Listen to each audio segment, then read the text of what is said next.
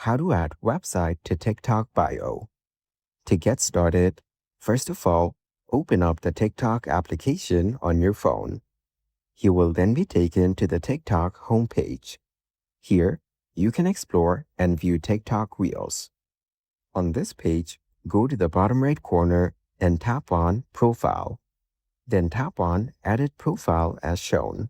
Here, you can edit your information such as your name, photo, username, bio, etc.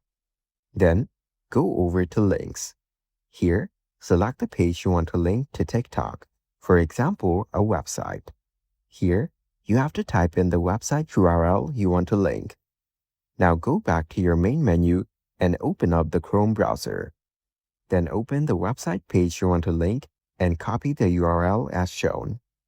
Then go back to the previous page on TikTok and paste the URL you just copied over here. Then tap on Save at the top right corner.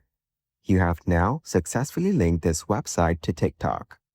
Now go back to your profile, and here you can see the website link in the bio section.